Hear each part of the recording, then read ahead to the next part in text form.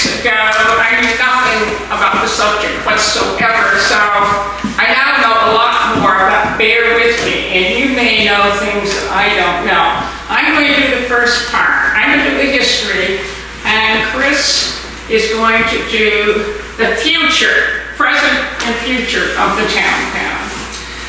Tonight's topic is the Otisfield, I'm reading this, I apologize, it started out as a very rough outline and turned into something a little different.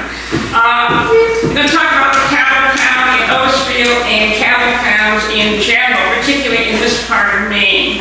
The purpose is to try to flesh out the history of the one built here in 1818. It's almost the 200th anniversary of that, I just realized that. It's situated, if you don't know, about half a mile down the road, maybe closer to a mile down the road on the left, just before Mary Pride Knight's house. Yeah, see, everything is connected here. Actually, Mary Pride Knight doesn't live there anymore. She died in around 1900, but it's now owned by Al and Haggerty, who are still very much alive, you know. All right, I soon found the job of explaining the town pound harder than I thought, because Otisfield records contain only one mention of the pound. In 1818, the town clerk recorded simply that the town meeting voted to build a stone pound, period. That's it. The records don't specify where it was built, how big it was to be, or who would build it. No money was appropriated, and there's no mention of a deed for the land. It was built either in 1818 or 19, you don't quite know because of lack of records. It was built on Stephen Knight's land. Stephen Knight, of course, was the father of Mary Pride Knight. A year after that, in 1819, the town did appoint a pound keeper, and they appointed a pound keeper every year after that. Maybe they still do. I'm not sure. I got up to 1904, and I haven't got back to the town office, but in 1904 they still appointed a pound keeper. All right. Because the town records are so scanty, I turned for help to the histories of neighboring towns, hoping that they would throw some light on pounds in general, and I think they helped me a lot. Like most other common practices in New England, cattle pounds have their origin in Old England.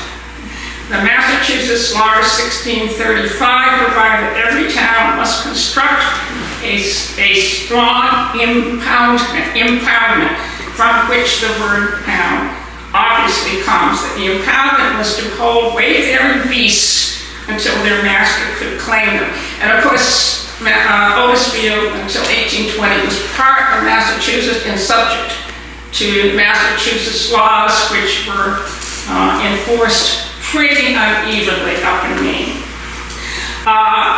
To define the term a little bit better, I like Christine Mitchell's term. Christine Mitchell is director of the Maine Historic Preservation Commission, and she's been to Otisfield many times. She defines a pound this way. A pound is essentially a jail for animals. I think that's pretty neat. So why do we use the term cattle pound and not, for example, livestock pound, animal pound, or something else? The answer is not what you think. Not by a long shot. It turns out, I looked at the dictionary, turns out that cattle in former days did not mean just cows and oxen, members of the bovine family, but all domesticated quadrupeds, including horses, cows, sheep, pigs. Okay, so you understand that. So a cattle pound is a generic term for domesticated animals. This leads to the next question. Early records commonly refer to neat cattle. Neat cattle, it turns out, have nothing to do with how well they are groomed. Neat cattle were, I discovered in the dictionary again, simply what we commonly think of as cows. There we have it. So a cow pound was for all animals, but neat cattle were specifically cows or oxen. At one time, nearly every New England town had a pound. Not many are left. The list varies, perhaps 40 in the state of Maine. I have a list up there in one of those tables, a list from the Maine Historic Preservation Committee. It changes from time to time. You might like to look at it. So about 40. Otisfield is one of those. Of those 40, only a handful have made it to the National Register of Historic Places, which we would like to eventually claim listing on also. That's one of the goals. The rest of this paper concerns pounds, reasons for building pounds, different kinds of pounds, and the questions of where and when they stopped being used. The livelihoods of the earliest residents of Maine depended more on fishing, trade, and timber harvesting than on farming. Therefore, they did not originally early need cattle pounds until about the middle of the 18th century, 1750 roughly, when the increasing population of the district, remember we weren't a state, the district became more reliant on farming. Some towns probably had pound keepers before they had a town pound. That is, the town's pound keeper simply kept stray animals in his own barn or pasture. But the influx of new settlers, the increase in general population in Maine, it did increase very quickly around 1800. Increase of new settlers meant an influx of domesticated animals, which began to cause serious damage to gardens and pasture. Harpswell historian William Locke, whom I'm quoting a lot in this paper, has described the process. At the earliest Maine town meetings, there were angry demands for an end to damage by marauding cattle. Towns may have hastened their incorporation partly because the election of pound keepers was apparently accepted as establishing a legal basis for impounding strays. From the beginning, several implicit concepts underlie the pound solution to the stray cattle problem. First, the owner was responsible for damage done by his animals. Second, it was in the public interest that the person harmed or others should round up and drive offending animals to the pound, originally the pound keeper's barn or farmyard. Third, to get his animals back, the owner should pay for damage done. This is the bail in Christy Mitchell's jail, you see. Later, two more concepts were added. The owner was to pay for the feeding and caring for impounded animals, and fines were to be levied on the owner by the town. I don't think pound keepers ever received a salary from the town. At least I have never found any cases of it. He was paid through fines and fines. Eventually, the state legislature incorporated these and other sanctions with legal legislation. Maine became state 1820. When pound keeping in barns and farmyards became too difficult, towns throughout the district authorized construction of one or more log pounds, wooden pounds, in strategic locations on land loaned for the purpose. This may be why we have no deed to that town pound land. No money was appropriated. Trees were there for the felling, and more prosperous voters would appropriate money to pay for the work. Then log pounds were replaced by some more secure and permanent stone structures. I would say the changeover, probably the log structures were used around 1800, and the stone pounds came in shortly thereafter, within about 1810 on. It varies from place to place. Cattle pounds built by the towns varied in size and shape. I hope you have a chance to look at the pictures over there. Most were about 35 by 35 feet, which Otisfield is. Most were square or rectangular, but some were round, including the one in Lebanon, Maine, and the one in the town right across the New Hampshire border. Is it Milton or Milford? Milton. Okay, right across the border in New Hampshire. They're both built about the same time. They're both round, which is interesting. The pound built in Otisfield 18 is almost but not quite square. There's a survey drawing on the table with the red tablecloth.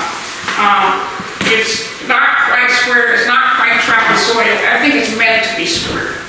It is possible, I think, that Otisfield may have had an earlier pound built of wood, but there's no record of that, nor would I expect there to be a record of that. The earliest pounds were built of wood, which I said before, which was plentiful, cheap, and easy to work with. Experience quickly showed that pounds made of wood didn't last long.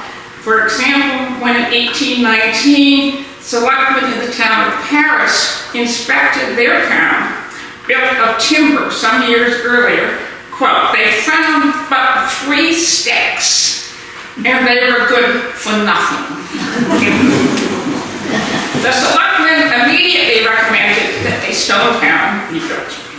Some towns subsequently used stone at the base of the pound's walls and timbers above. Stone at the base of the pound and timbers up above. So in 1804, the town of Bridgeton specified the pound be constructed of 13 posts, with posts and sills in stones 1 foot below ground and 8 inches above. So this is another variation of the wood and stone pound. In 1820, same year Maine became the state and enacted the first of 7 different laws concerning cattle pounds. The first one simply provided the town should not permit cattle to go at large. Now that was pretty vague. A second act a year later required that each town go a step further and maintain a town pound. Subsequent legislation imposed new requirements, partly to protect the owner of the animals. For example, the pound keeper had to be bonded. He had to fill out a number of forms. Pound keeper had to advertise or post notice that all animals were covered, and he had to write a certificate for each animal recovered, and there was a lot more red tape. I won't go into all of this, but there's nothing new about bureaucratic stuff today with that too. But what I found interesting, I've been through town records. I spent a lot of time over the years with Otisfield town records. I have never seen anything dealing with pound. I think they just didn't keep just too much work. They just, no one was enforcing that. But that was the rule. The rules were very clear. And they got tougher all the time because the legislature didn't really know how to solve the problem. As I said earlier, Otisfield has no records on pounds, but there were some interesting items from Harrison, right next door, taken from the Centennial history, which shed some light on the process of building and running a pound. As early as 1811, Harrison voters began to legislate in regard to stray stock, and at the annual meeting on March 11th that year, this is 1811, it was voted, quote, to build a pound 25 feet within board of round logs locked together, another wooden pound, and that would be 7 feet high. That seems 7 feet seems to be the desired height. Tradition has it that the pound was built as directed, but it seems it did not prove to be very substantial. And in 1818, the town voted, quote, to build a pound and set it on Marl Hobbs' land by his gate, adjoining the county road. that be of rock, 28 feet square within the walls. The walls should be 3 feet 6 inches thick at the bottom and 1 foot 6 inches thick at the top, to be 5 feet 6 inches high, and to have a hewn timber 12 inch square on top of the wall. Harrison had different kind of brackets. The door, 3 feet wide, to be built of plank framed into posts. One post to have iron gudgeon set into a stone sill. The other side post for the door to be shut against to set in like manner. I mean, they really spell things out. Different town clerk, a different government. I don't know. Maybe they were better educated. Who knows? They also voted to give Marble House $50 of its sum for building the town. Interesting. There are a number of interesting things in this description that I found interesting. First, the land on which the town was built was not sold or deeded to the town. There is no mention of compensating Hobbs for the use of his land, nor is there any discussion of his deeding it to the town. It almost sounds like the process of eminent domain was put into play. Or maybe it was just sort of considered a loan, sort of like you put up a shed that's really not a building, it's a temporary thing. I don't know. One wonders if something similar happened in Otisfield, where the town was built on Stephen Knight's land and where the town, once again, has never had a deed. It made perfectly good sense for the town to be put where it was, in Otisfield. Not only was the location near the center of town, but Stephen Knight, the landowner, was also designated the pound keeper, of course. Though the Otisfield records fail to tell us who built the pound, I suspect that Stephen Knight and his oldest son, Samuel, probably did the work. Samuel, after all, was a hardy 26-year-old and made his living as a mason. I can't be sure, but it's suspicious, yes. Second, this summary of building the Harrison Pound reminds us that pounds built entirely of wood didn't last long, probably not more than 10 years. Harrison, like Bridgeton, decided to build the bottom part of stone and the top of wood, and this sounds like a good compromise.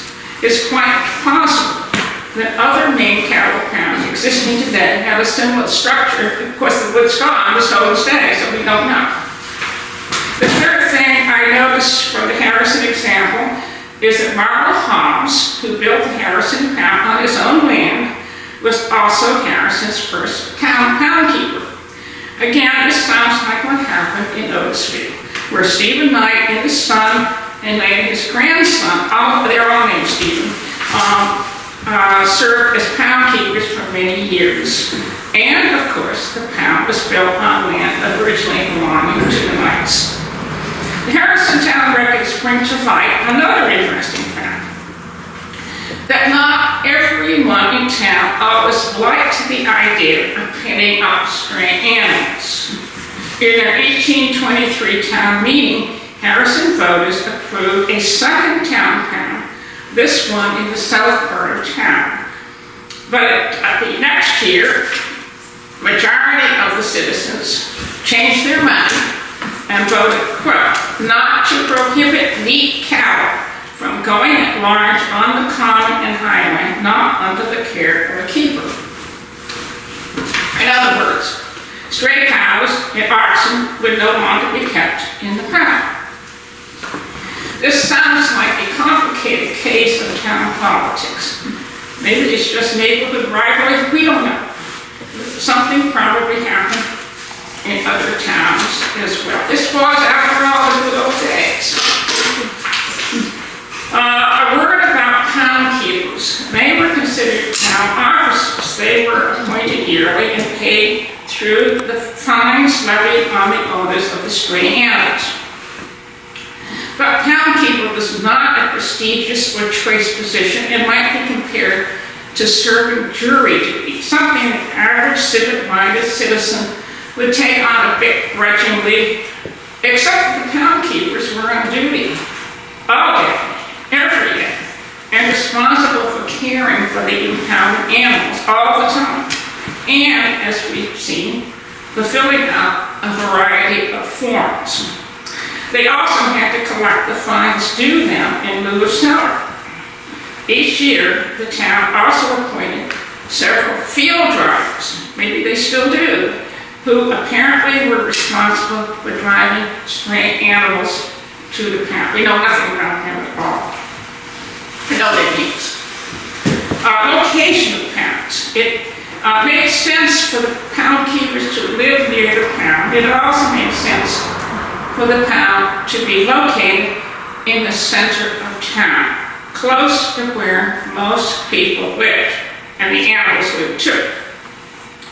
It's not always clear now that the pound was located in the town center, but evidence points that way.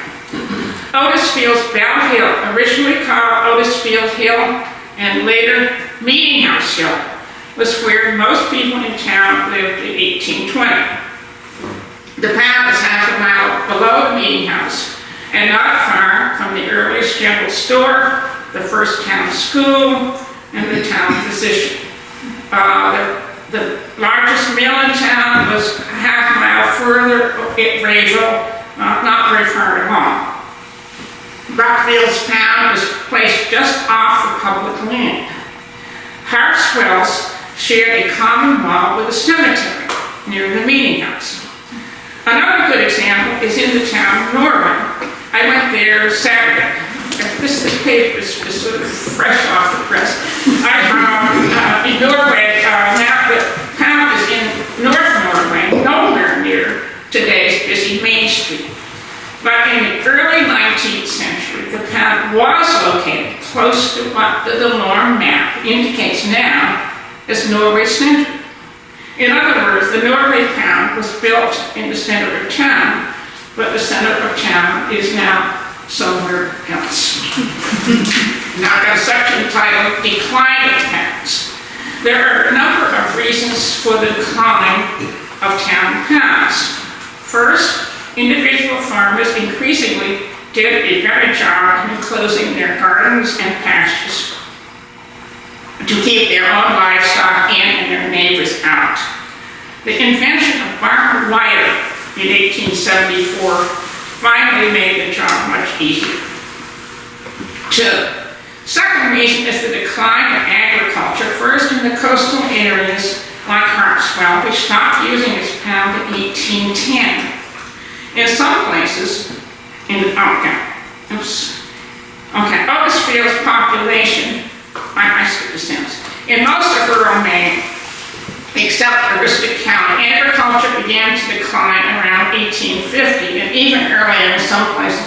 Population of Otisfield, for example, peaked in 1830. It was at 1,300 people, and that started a pretty steady decline. The overall population of rural towns declined sharply after the Civil War, as many gave up subsistence farming and moved to the cities for jobs. Others headed west. Another less obvious reason for the decline of town pounds may be frustrations with the red tape. I've already mentioned this. The several pieces of legislation regarding towns passed by the legislature were probably intended to be fair to both the owners of stray animals and those defending the cattle pounds. Well, to benefit cattle raisers, laws were passed imposing such burdensome requirements that impounding became impractical. One writer has summarized the rules faced by the honest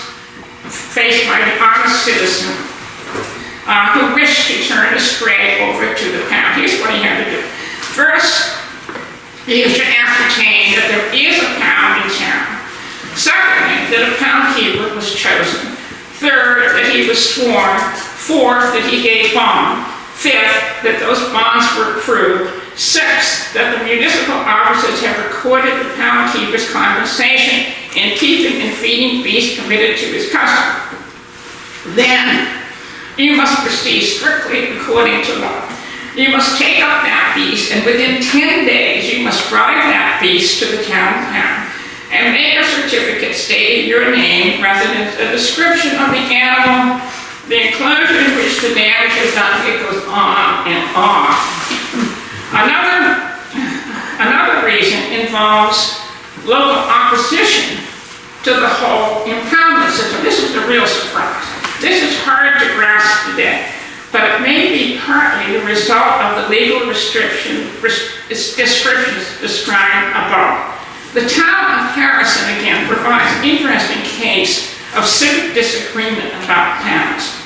At their 1823 town meeting, Harrison approved building of a second town. A year later, the majority changed their minds, I said, and then voted not to prohibit the cows from going at large on the common. And Harrison was not the only town where differing factions contended. In the town of Buckfield, a vote passed in 1826, which prohibited cattle going at large in the highways both summer and winter. The vote stirred up such opposition that in June it was voted to let the cattle run on the highways and commons until November 1st. In 1824, what we might call the law and order faction again prevailed, voting to prohibit meat cattle from running at large. It's very hard to reconstruct that, but it's not all sweetness and light at those town meetings. It must have been interesting. There was apparently another complication dividing the townspeople. And this involved what kind of livestock should be kept in the town and for what part of the calendar year. It resulted in local town ordinances seeking to let some animals wander at will and require others to be confined, at least for part of the year. They're pretty much ignoring state law. Each town is making laws for themselves at this point. So Princeton voters in 1798 voted that swine may run at large, but rams shall not run at large between the 1st of September and the 20th of November. I think it's probably rutting season, that's the only. Yeah, that is exactly right. That is exactly right. That's what it's very strange. Likewise, in 1820, the town of Paris voted that between the 1st of December and the 1st of April, quote, no meat cattle should be suffered to go at large under penalty of 25 cents for each beast, and the horses and swine be restricted from going at large during the whole year. Well, I just reading these, this was kind of fun reading these, what different towns were doing. We all know what they're doing in Otisfield, but like something the other towns had their hands full. So when was the Belleville town pound last used? We don't know.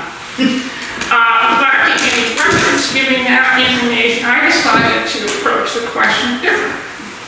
The pound keeper was appointed annually, so all I had to do, I think, was find out when the town stopped appointing a pound keeper, right? That sounds logical.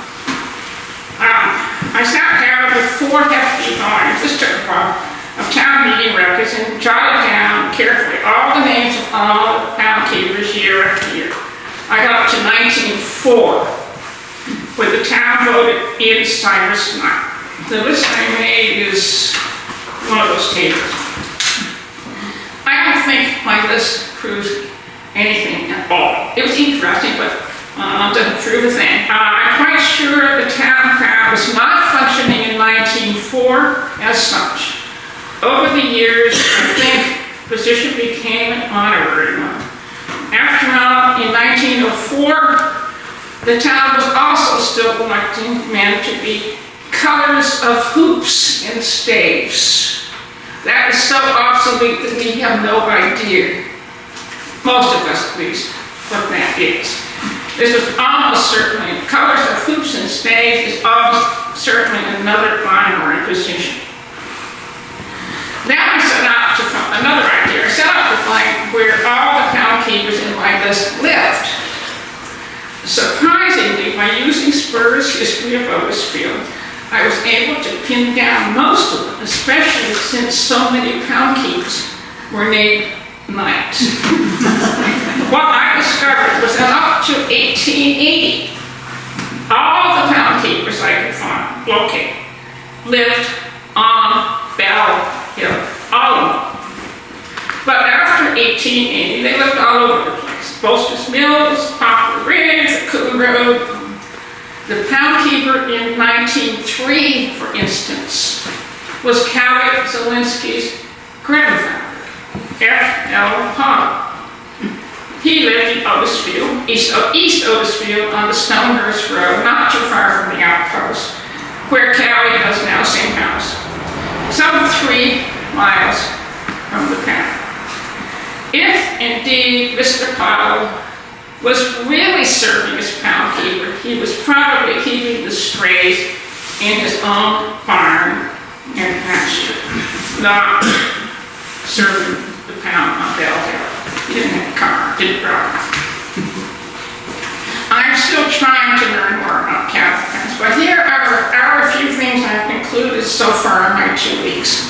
Cattle pounds were intended not just for cows, but for all livestock. Neat cattle meant simply cows or oxen. Town pounds were built first of wood, and partly wood, more commonly of stone.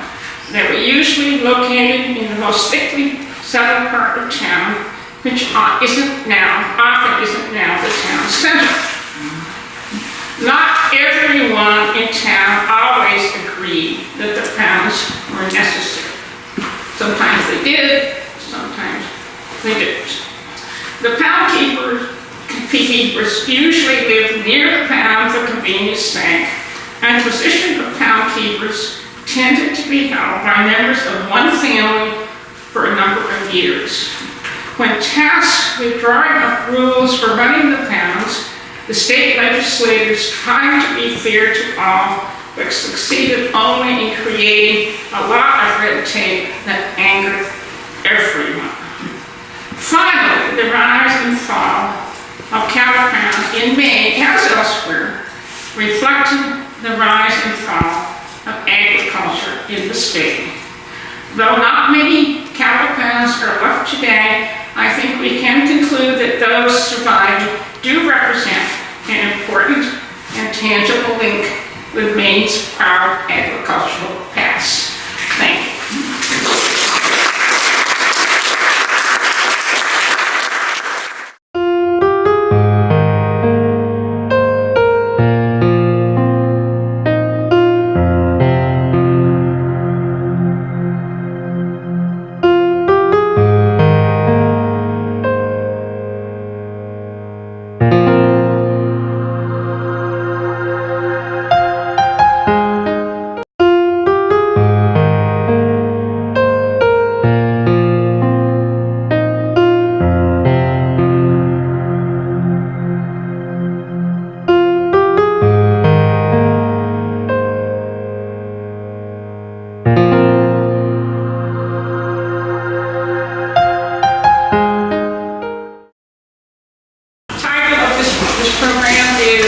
Otisfield Cattle Town. 2 weeks ago, I knew nothing about the subject whatsoever, so I now know a lot more, but bear with me, and you may know things that I don't know. I'm going to do the first part. I'm going to do the history, and Chris is going to do the future, present and future of the town. Tonight's topic is the Otisfield, I'm reading this, I apologize, it started out as a very rough outline and turned into something a little different. I'm going to talk about the cattle pound in Otisfield and cattle pounds in general, particularly in this part of Maine. The purpose is to try to flesh out the history of the one built here in 1818. It's almost the 200th anniversary of that, I just realized that. It's situated, if you don't know, about half a mile down the road, maybe closer to a mile down the road on the left, just before Mary Pride Knight's house. Yeah, see, everything is connected here. Actually, Mary Pride Knight doesn't live there anymore. She died in around 1900, but is now owned by Al and Pat Haggerty, who are still very much alive, you know. All right, I soon found the job of explaining the town pound harder than I thought, because Otisfield records contain only one mention of the pound. In 1818, the town clerk recorded simply that the town meeting voted to build a stone pound, period. That's it. The records don't specify where it was built, how big it was to be, or who would build it.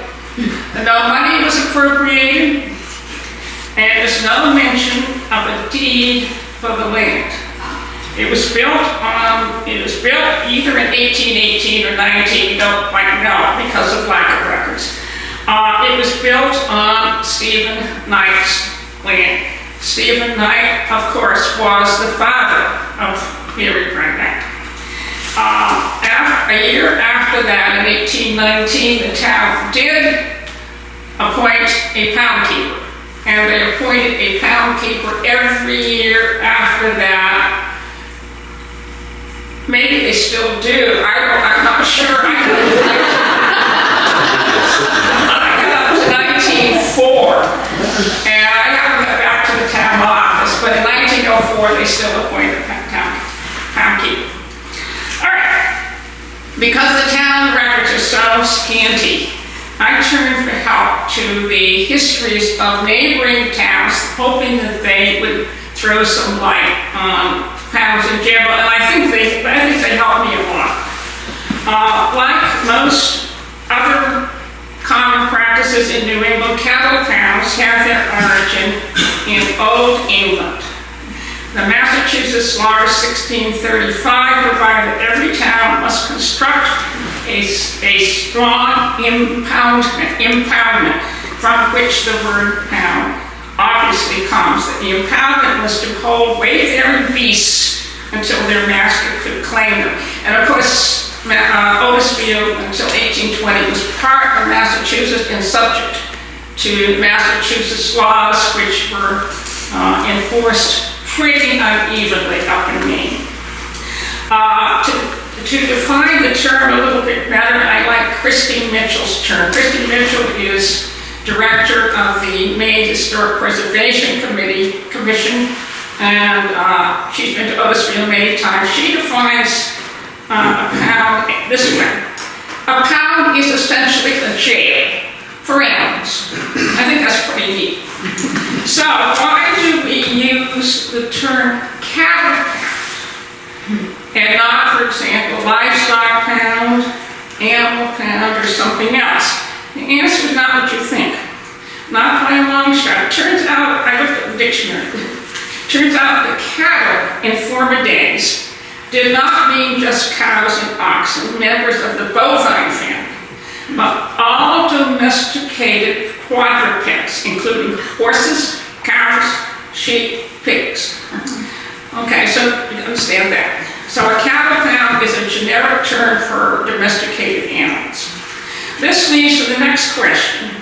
Early records commonly refer to neat cattle. Neat cattle, it turns out, have nothing to do with how well they're groomed. Neat cattle were, I discovered in the dictionary again, simply what we commonly think of as cows.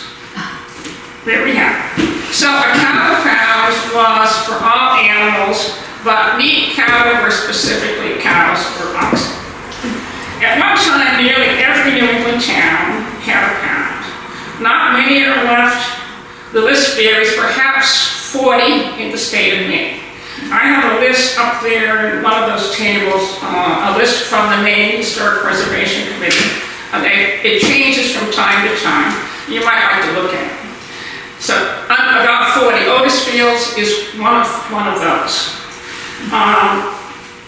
Of those 40, only a handful have made it to the National Register of Historic Places, which we would like to eventually claim listing on also. That's one of the goals. The rest of this paper concerns pounds, reasons for building pounds, different kinds of pounds, and the questions of where and when they stopped being used. The livelihoods of the earliest residents of Maine depended more on fishing, trade, and timber harvesting than on farming. Therefore, they did not early need cattle pounds until about the middle of the 18th century, 1750 roughly, when the increasing population of the district, remember we weren't a state, the district became more reliant on farming. Some towns probably had pound keepers before they had a town pound. That is, the town's pound keeper simply kept stray animals in his own barn or pasture. But the influx of new settlers, the increase in general population in Maine, it did increase very quickly around 1800.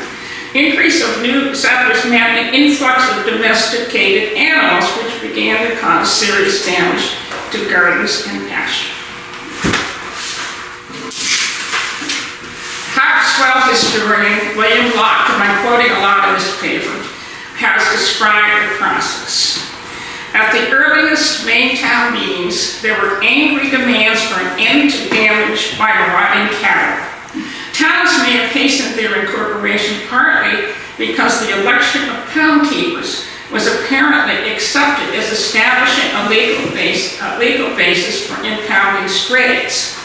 From the beginning, several implicit concepts underlie the pound solution to the stray cattle problem. First, the owner was responsible for damage done by his animals. Second, it was in the public interest that the person harmed or others should round up and drive offending animals to the pound, originally the pound keeper's barn or farmyard. Third, to get his animals back, the owner should pay for damage done. This is the bail in Christy Mitchell's jail, you see. Later, two more concepts were added. The owner was to pay for the feeding and caring for impounded animals, and fines were to be levied on the owner by the town. I don't think pound keepers ever received a salary from the town. At least I have never found any cases of it. He was paid through fines and fines. Eventually, the state legislature incorporated these and other sanctions with legal legislation. Maine became state 1820. When pound keeping in barns and farmyards became too difficult, towns throughout the district authorized construction of one or more log pounds, wooden pounds, in strategic locations on land loaned for the purpose. This may be why we have no deed to that town pound land. No money was appropriated. Trees were there for the felling, and more prosperous voters would appropriate money to pay for the work. Then log pounds were replaced by some more secure and permanent stone structures. I would say the changeover, probably the log structures were used around 1800, and the stone pounds came in shortly thereafter, within about 1810 on. It varies from place to place. Cattle pounds built by the towns varied in size and shape. I hope you have a chance to look at the pictures over there. Most were about 35 by 35 feet, which Otisfield is. Most were square or rectangular, but some were round, including the one in Lebanon, Maine, and the one in the town right across the New Hampshire border. Is it Milton or Milford? Milton. Okay, right across the border in New Hampshire. They're both built about the same time. They're both round, which is interesting. The pound built in Otisfield 18 is almost but not quite square. There's a survey drawing on the table with the red tablecloth. It's not quite square. It's not quite trapezoidal. I think it's meant to be square. It is possible, I think, that Otisfield may have had an earlier pound built of wood, but there's no record of that, nor would I expect there to be a record of that. The earliest pounds were built of wood, which I said before, which was plentiful, cheap, and easy to work. Experience quickly showed that pounds made of wood didn't last long. For example, when in 1819, selectmen in the town of Paris inspected their pound, built of timber some years earlier, quote, they found but 3 sticks, and they were good for nothing.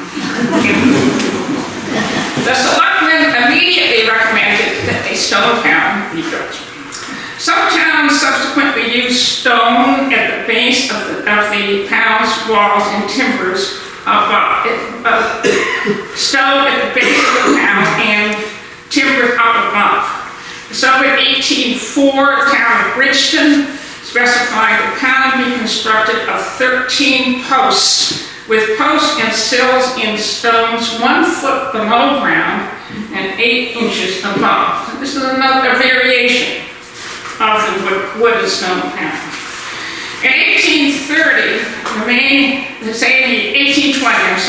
same year Maine became a state and enacted the first of 7 different laws concerning cattle pounds.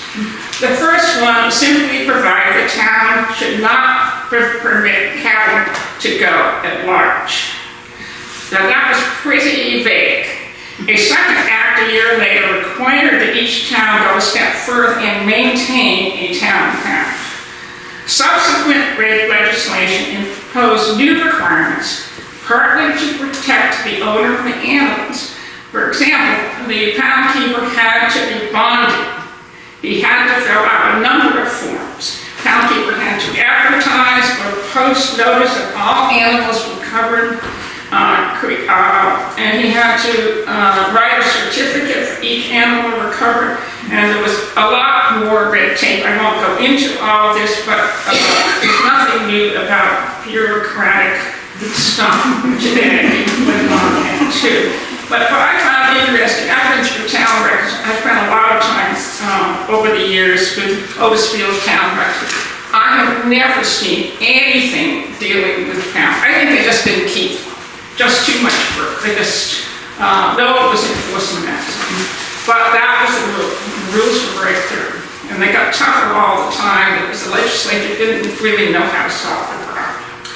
As I said earlier, Otisfield has no records on pounds, but there were some interesting items from Harrison, right next door, taken from the Centennial history, which shed some light on the process of building and running a pound. As early as 1811, Harrison voters began to legislate in regard to stray stock, and at the annual meeting of March 11th that year, this is 1811, it was voted, quote, to build a pound 25 feet within board of round logs locked together, not a wooden pound, and that would be 7 feet high. That seems 7 feet seems to be the desired height. Tradition has it that the pound was built as directed, but it seems it did not prove to be very substantial. And in 1818, the town voted, quote, to build a pound instead on Marl Hobbs' land by his gate, adjoining the county road, that be of rock, 28 feet square within the walls. The walls should be 3 feet 6 inches thick at the bottom and 1 foot 6 inches thick at the top, to be 5 feet 6 inches high, and to have hewn timber 12 inch square on top of the wall. Harrison had different kind of brackets. The door 3 feet wide to be built of plank framed into posts. One post to have iron gudgeon set into a stone sill. The other side post for the door to be shut against to set in like manner. They really spell things out. Different town clerk, a different government. I don't know. Maybe they were better educated. Who knows? They also voted to give Marl Hobbs $50 of its sum for building the town. Interesting. There are a number of interesting things in this description that I found interesting. First, the land on which the town was built was not sold or deeded to the town. There is no mention of compensating Hobbs for the use of his land. nor is there any discussion of his deeding it to the town. It almost sounds like the process of eminent domain was put into play. Or maybe it was just sort of considered a loan, sort of like you put up a shed that's really not a building, it's a temporary thing. I don't know. One wonders if something similar happened in Otisfield, where the town pound was built on Stephen Knight's land and where the town, once again, has never had a deed. It made perfectly good sense for the pound to be put where it was, in Otisfield. Not only was the location near the center of town, but Stephen Knight, the landowner, was also designated the pound keeper, of course. Though the Otisfield records fail to tell us who built the pound, I suspect that Stephen Knight and his oldest son, Samuel, probably did the work. Samuel, after all, was a hardy 26-year-old and made his living as a mason. I can't be sure, but it's suspicious, yes. Second, this summary of building the Harrison Pound reminds us that pounds built entirely of wood didn't last long, probably not more than 10 years. Harrison, like Bridgeton, decided to build the bottom part of stone and the top of wood, and this sounds like a good compromise. It's quite possible that other main cattle pounds existing today have a similar structure. Of course, the wood's gone, the stone stays, so we don't know. The third thing I noticed from the Harrison example is that Marlon Hobbs, who built the Harrison pound on his own land, was also Harrison's first pound keeper.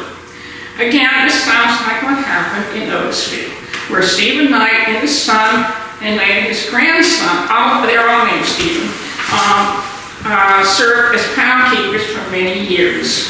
And of course, the pound was built on land originally belonging to the Knights. The Harrison town records bring to light another interesting fact, that not everyone in town always liked the idea of pinning up stray animals. In their 1823 town meeting, Harrison voters approved a second town pound, this one in the south part of town. But the next year, majority of the citizens changed their mind and voted, quote, not to prohibit neat cattle from going at large on the common and highway, not under the care of a keeper. In other words, stray cows and oxen would no longer be kept in the pound. This sounds like a complicated case of town politics. Maybe it's just neighborhood rivalry, we don't know. Something probably happened in other towns as well. This was, after all, the good old days. A word about pound keepers. They were considered town officers. They were appointed yearly and paid through the fines levied on the owners of the stray animals.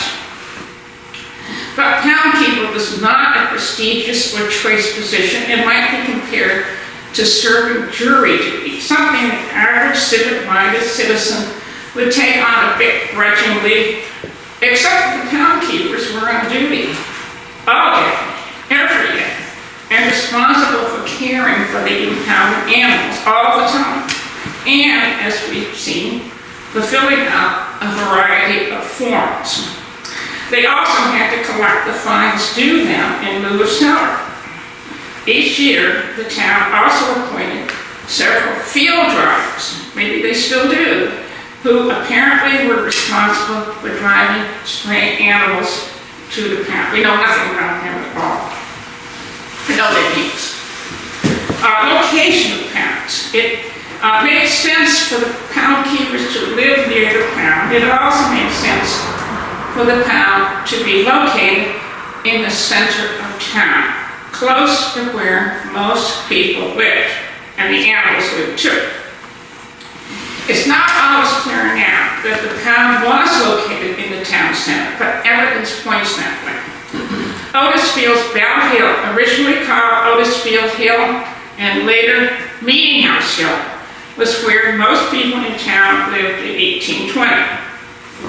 The pound is half a mile below the meeting house and not far from from the earliest general store, the first town school, and the town physician. The largest mill in town was a half mile further at Rayville, not very far at all. Brockfield's town is placed just off the public land. Hartswell's shared a common wall with a cemetery near the meeting house. Another good example is in the town of Norway. I went there Saturday. This paper is sort of fresh off the press. In Norway, now the town is in North Norway, nowhere near today's busy Main Street. But in the early 19th century, the town was located close to what the Delorme map indicates now as Norway Center.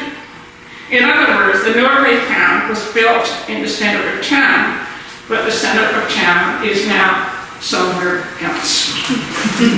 Now I've got a section entitled Decline of Towns. There are a number of reasons for the decline of town towns. First, individual farmers increasingly did a better job in enclosing their gardens and pastures to keep their own livestock in and their neighbors out. The invention of barbed wire in 1874 finally made the job much easier. Second reason is the decline of agriculture, first in the coastal areas like Hartswell, which stopped using its pound in 1810. In some places, Otisfield's population, I skipped a sentence. In most of rural Maine, except Aroostook County, agriculture began to decline around 1850, and even earlier in some places. Population of Otisfield, for example, peaked in 1830. It was at 1,300 people, and that started a pretty steady decline. The overall population of rural towns declined sharply after the Civil War, as many gave up subsistence farming and moved to the cities for jobs. Others headed west. Another less obvious reason for the decline of town towns may be frustrations with the red tape. I've already mentioned this. The several pieces of legislation regarding towns passed by the legislature were probably intended to be fair to both the owners of stray animals and those defending the cattle pounds. Quote, to benefit cattle raisers, laws were passed imposing such burdensome requirements that impounding became impractical. One writer has summarized the rules faced by the honest citizen who wished to turn a stray over to the pound. Here's what he had to do. First, he was to ascertain that there is a pound in town. Secondly, that a pound keeper was chosen. Third, that he was sworn. Fourth, that he gave bond. Fifth, that those bonds were approved. Sixth, that the municipal officers have recorded the pound keeper's compensation in keeping and feeding beasts committed to his custom. Then, you must proceed strictly according to law. You must take up that beast, and within 10 days, you must drive that beast to the town pound and make a certificate stating your name, residence, a description of the animal, the enclosure in which the damage is done. It goes on and on. Another reason involves local opposition to the whole impoundment system. This is the real surprise.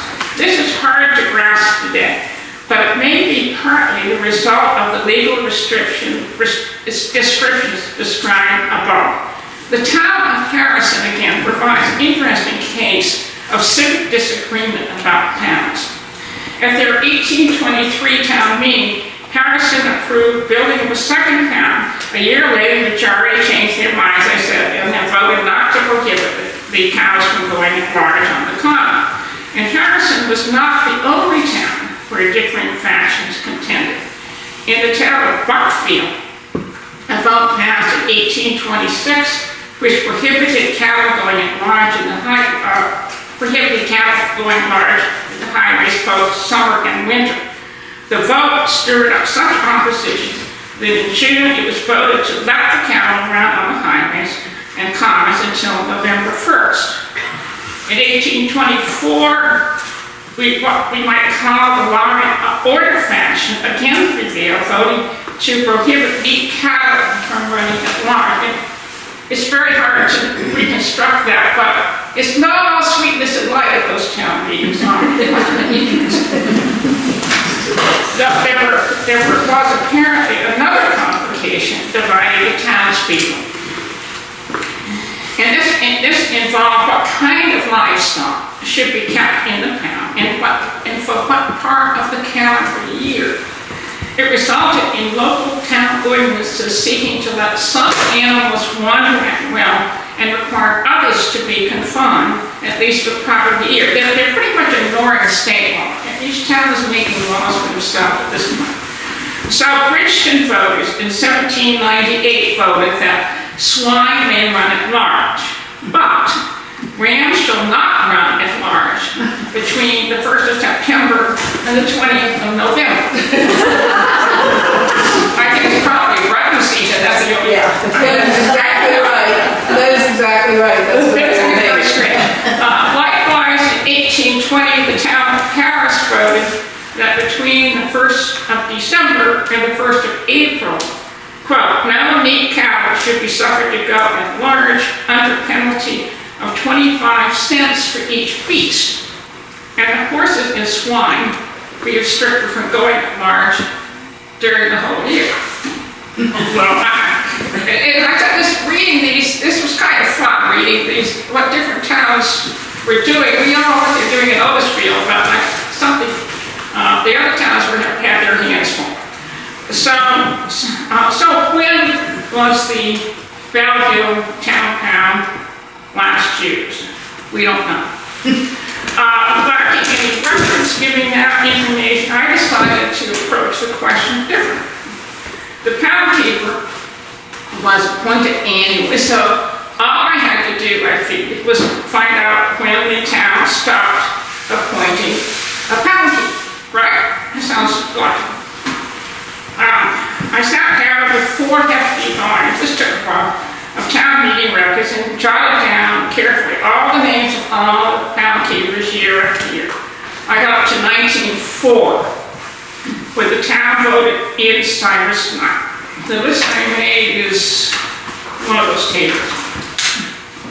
I don't think my list proves anything at all. It was interesting, but doesn't prove a thing. I'm quite sure the town pound was not functioning in 1904 as such.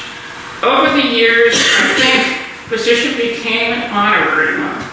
After all, in 1904, the town was also still electing men to be colors of hoops and staves.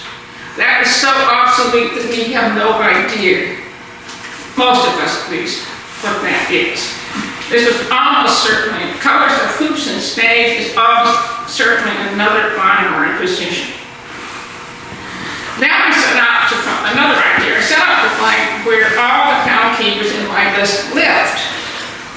Surprisingly, by using Spur's History of Otisfield, I was able to pin down most of them, especially since so many pound keepers were named Knight. What I discovered was that up to 1880, all the pound keepers I could find, locate, lived on Bell Hill, all of them. But after 1880, they lived all over the place. Boasters Mills, Poplar Ridge, the Coon Road. The pound keeper in 1903, for instance, was Callie Zielinski's grandfather, F.L. Palmer. He lived in Otisfield, East Otisfield, on the Stonehurst Road, not too far from the outpost, where Callie does now, same house, some 3 miles from the pound. If indeed Mr. Powell was really serving as pound keeper, he was probably keeping the strays in his own farm and pasture, not serving the pound on Bell Hill. He didn't have a car, didn't drive. I'm still trying to learn more about cattle pounds, but here are a few things I've concluded so far in my 2 weeks. Cattle pounds were intended not just for cows, but for all livestock. Neat cattle meant simply cows or oxen. Town pounds were built first of wood, then partly wood, more commonly of stone. They were usually located in the most thickly settled part of town, which often isn't now the town center. Not everyone in town always agreed that the pounds were necessary. Sometimes they did, sometimes they didn't. The pound keepers usually lived near the pound for convenience sake, and the position of pound keepers tended to be held by members of one family for a number of years. When tasked with drawing up rules for running the pounds, the state legislators tried to be fair to all, but succeeded only in creating a lot of red tape that angered everyone. Finally, the rise and fall of cattle pounds in Maine, as elsewhere, reflected the rise and fall of agriculture in the state. Though not many cattle pounds are left today, I think we can conclude that those surviving do represent an important and tangible link with Maine's proud agricultural past. Thank you.